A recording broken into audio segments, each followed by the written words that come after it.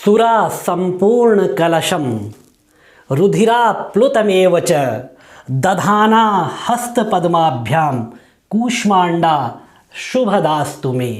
भगवती कूष्मांडा से प्रार्थना की गई है कि हे भगवती कूष्मांडा शुभदास्तु मे। शुभदा, आप मेरे लिए शुभदा हो जाओ। शुभदा अर्थात शुभ फल देने वाली हो जाओ। आप भगवती मेरे लिए शुभ फल देने वाली हो जाओ।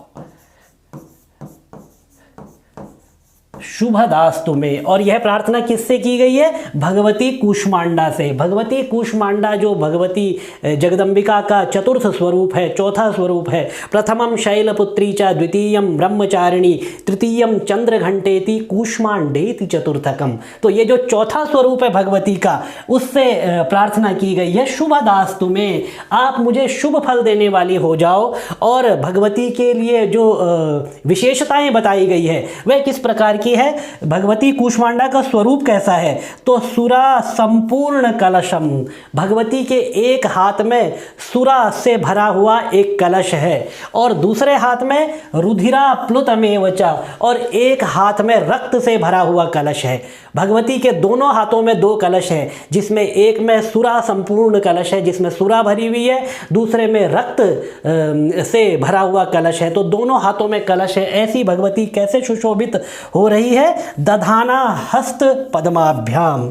जिन्होंने अपने दधाना हस्त पद्माभ्याम, हाथ रूपी कमलों में एक में सुरा कलश और एक में रुधिर कलश को धारण किया हुआ है। दधाना अर्थात धारण करने वाली भगवती कूष्मांडा शुभदास्तु में, मेरे लिए शुभ देने वाली हो जाओ। भगवती के हाथ में यद्यपि रुधिर का कलश है, ये रुधिर भगवती ने राक्षसों का वध करके, रक्त बीज का वध करके भगवती ने ये रुधिर प्राप्त किया है। रक्त बिंदो प्रतीच्छत्वम। यहाँ पर भगवती जगदम्बिका जब रक्त बीज का वध करती है तो भगवती काली को आदेश देती है, और भगवती भी थक जाती है जब युद्ध करते करते, तो भगवान महादेव को याद करती है और महादेव का उसको आदेश होता है। उसके बाद भगवती जगदम्बिका रक्त बीज का वध कर देती है।